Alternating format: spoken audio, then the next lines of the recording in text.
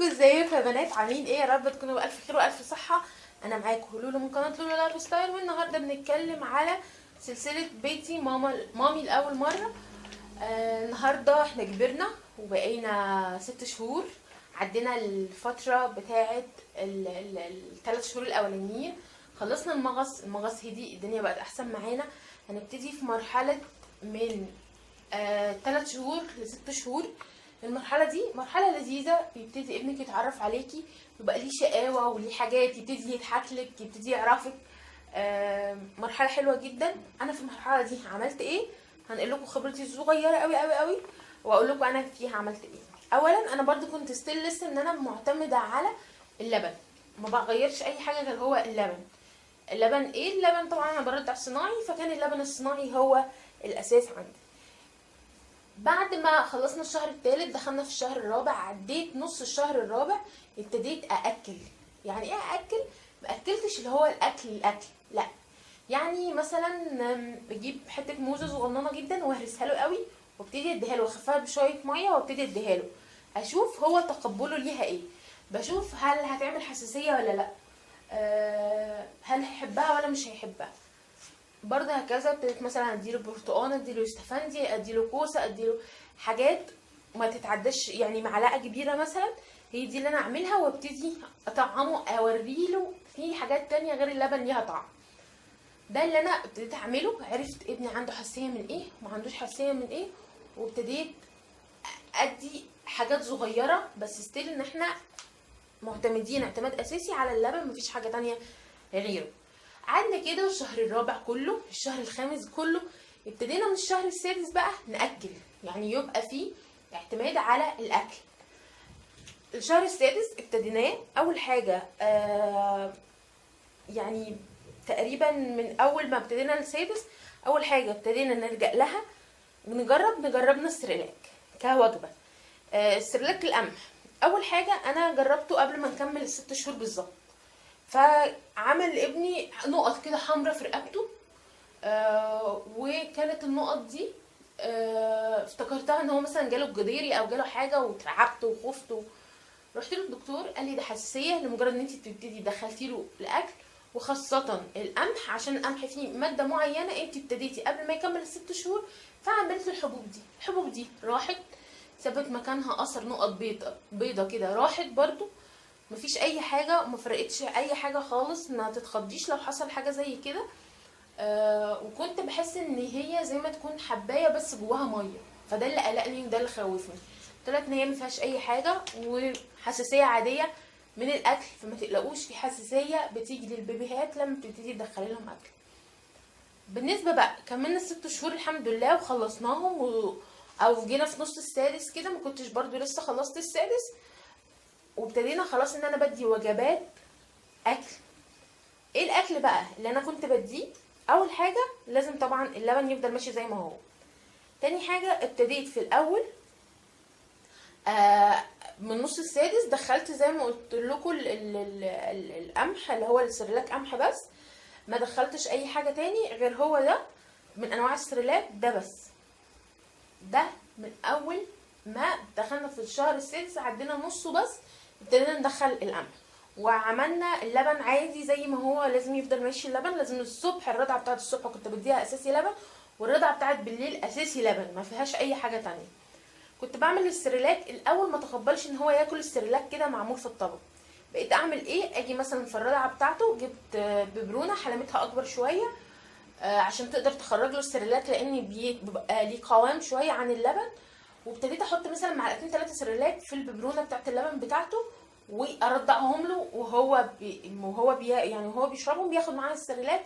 بتقعد في معدته حبه، لان لما بيجوا في 6 شهور خلاص اللبن ما بينفعش، بس بتبقى معدتهم كبرت، مش بينفعهم بس اللبن، لازم تبتدي تدخلي اكل. فابتديت احط السريلاك الاول في الببرونه.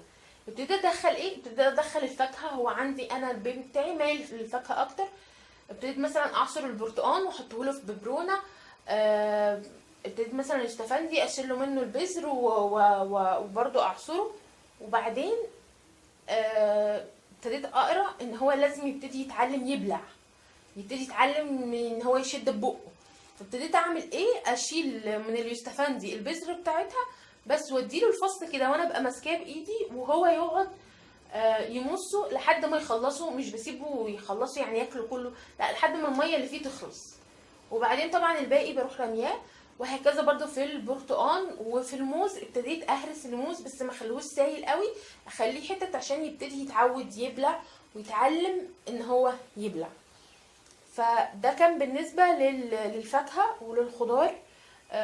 انا كنت بعمل فيهم ايه. الفاكهه عامه والخضار اللي تديهم له، انا كنت بدي موز وكنت بدي تفاح، كنت بدي برتقان، كنت بدي يوستفندي، وكنت بدي كمثرى.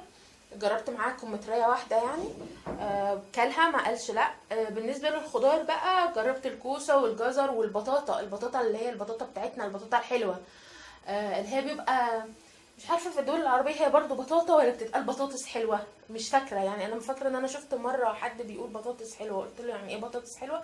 عرفت بعد كده ان هي البطاطا بتاعتنا احنا المصريين. ده بالنسبة للخضار. بطاطس عادي، البطاطا بديها، الجزر، الكوسة. عارفين القرع اللي احنا بنعمله اللي هو القرع العسلي ده، برضو جربت حتة منه وهو ما حبهوش، بس ممكن تجربيه البيبي بتاعك يحبه. ده بالنسبة للأكل اللي أنا مشيت عليه طول الفترة اللي هي من بعد ما كملنا دخلنا في الشهر السادس، ابتديت ادي الكلام ده كله. صحته كويسة، مفيش أي حاجة حصلت. بعد ما عدينا خلصنا الشهر السادس وخدنا تطعيم الشهر السادس والحمد لله وخلصنا منه، ابتديت اجيب بقى اللي هو القمح ده، سوري السريلاك ده اللي هو بالفاكهه والقمح.